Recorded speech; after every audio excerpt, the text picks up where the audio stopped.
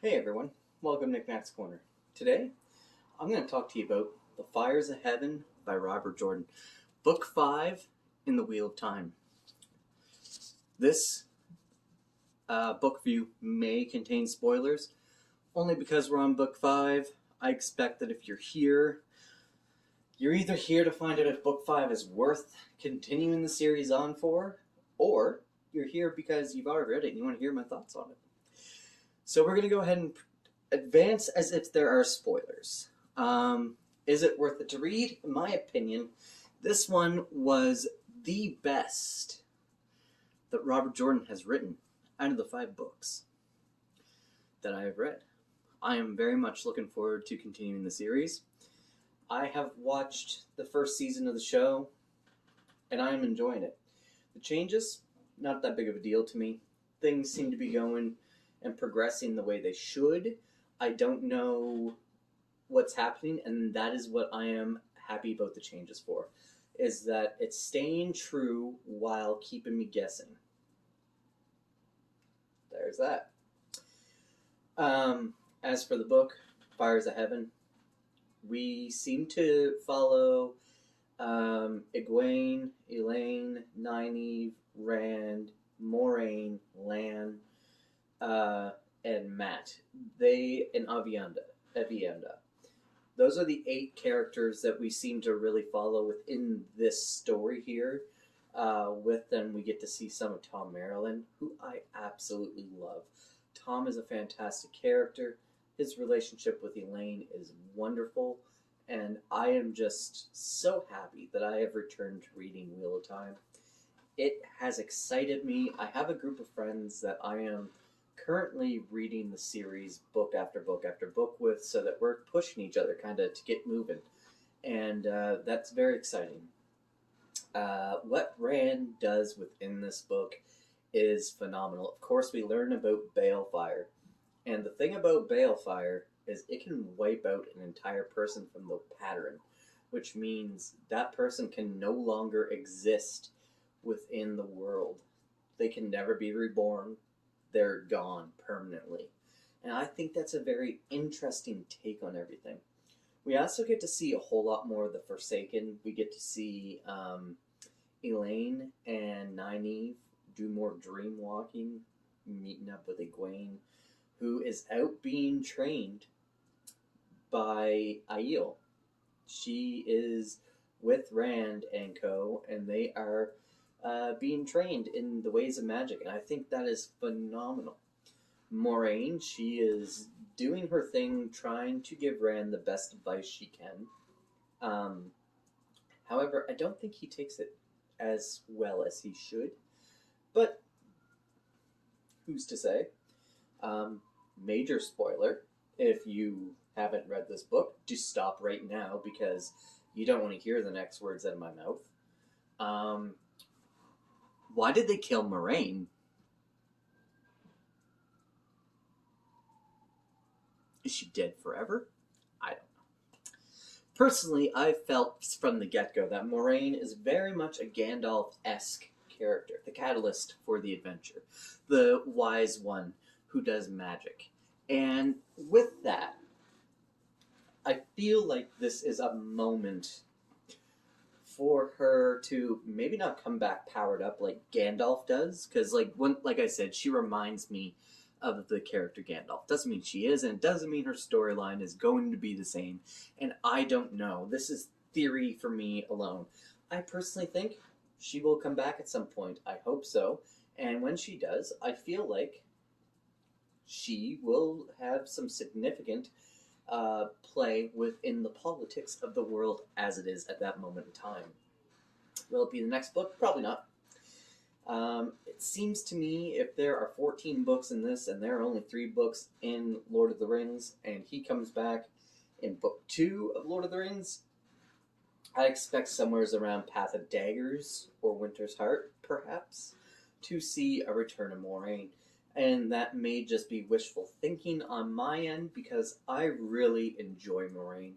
I see a lot of the characters within the book, they don't trust her, they don't like her, things like that, but I personally have always enjoyed Moraine and everything that she has done within the books. I have found her to be a very compelling character and very interesting in her own right. Her bond with Lan and her respect for Nynaeve are two things that I just sort of find very interesting within their story.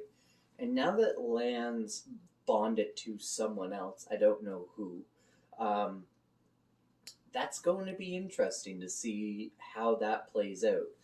I almost kind of wish Lan was bonded to Nynaeve, and maybe he is, I don't know, but we're going to find that out later on, I guess. Um, Other things about this, like Matt is kind of a meh character for me still. Everyone loves Matt from what I hear, but he just hasn't done anything for me to be cheering him on yet. He has just done some stupid things. He loves to gamble, stuff like that. Although I gotta say, his medallion that he wears, the wolf's head, uh, that is really cool, or the fox head, I think it is. That's really cool because it stops people from being able to channel him, and I think that that is a pretty cool like tool to have, especially for Matt, who has probably only had bad experiences with channelers for the most part of this story. Um, I fully expect to see him grow a whole lot more, but I feel like he's one of those characters that like it's a slow moving progression for him. So I think we'll see that moving forward, and I'm looking forward to that as well. Um, and like I've just the whole book has been phenomenal. I really enjoy. A really great thing I enjoyed was Brigitta, or Brigitte, or Bridget, or whatever you want to call her. I don't know how it's pronounced.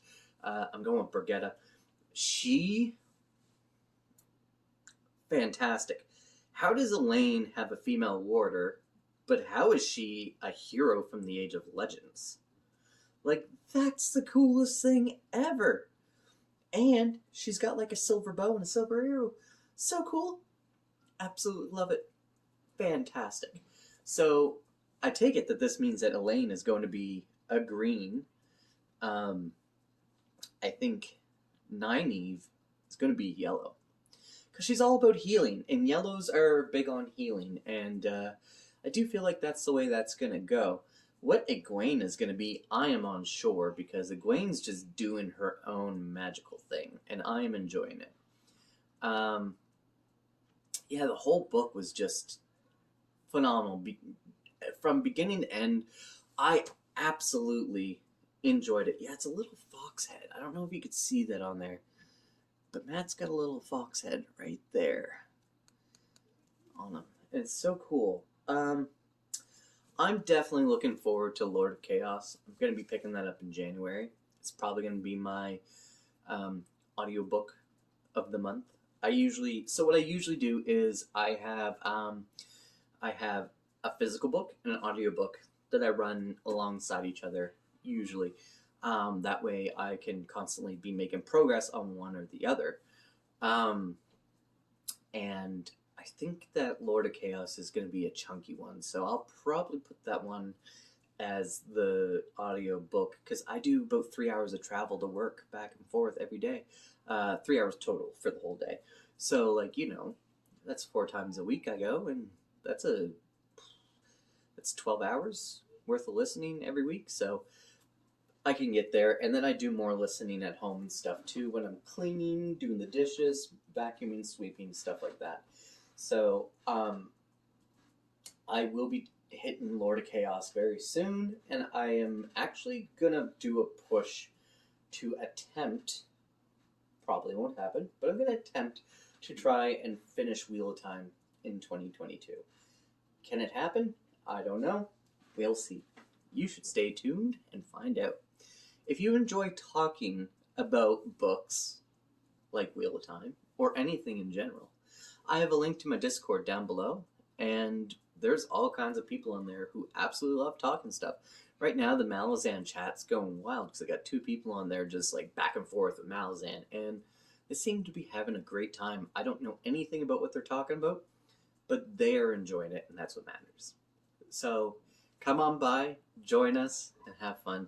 Thank you so much for stopping by to the corner. I hope you're all doing well, and we'll see you soon. Bye now.